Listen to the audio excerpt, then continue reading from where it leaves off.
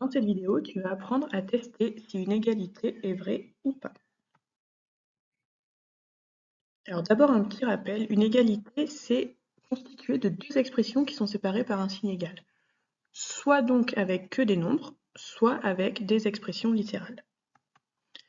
Ici, on a bien une égalité puisqu'il y a le signe égal, la première expression 5y plus 3 qui constitue le premier membre de l'égalité, et 2 facteurs de y plus 6 qui constituent le deuxième. Dans ce cas-là, on a deux expressions littérales qui sont séparées par le signe égal.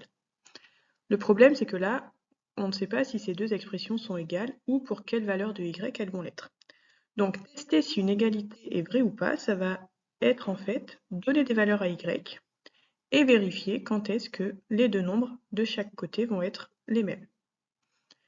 Donc, si on prend par exemple y égale 2, on va calculer en fait chaque membre de l'égalité, donc 5y plus 3 et ensuite 2 fois y plus 6, séparément, et on va vérifier donc les résultats.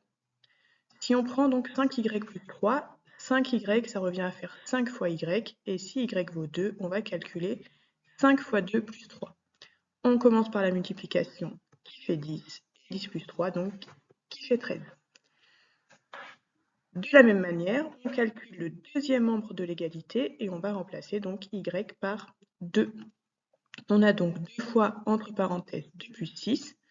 On commence par la parenthèse qui fait 8. 2 fois 8, on arrive à 16. Ici, les deux résultats sont différents, donc notre égalité, elle n'est pas vraie quand on prend la valeur y égale à 2.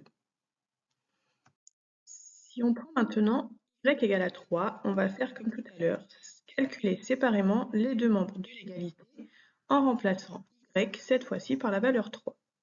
5y plus 3, si on remplace y par 3, on arrive à 5 fois 3 plus 3. On calcule la multiplication en premier, qui fait 15. 15 plus 3, on arrive à 18. Pour le deuxième membre, on remplace y par 3, donc dans la parenthèse, on va avoir 3 plus 6. On commence par calculer cette parenthèse qui fait 9, et 2 fois 9, on est à 18.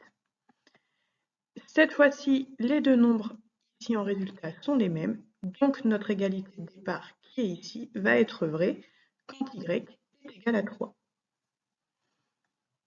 Tu sais maintenant donc comment tester si une égalité est vraie ou non.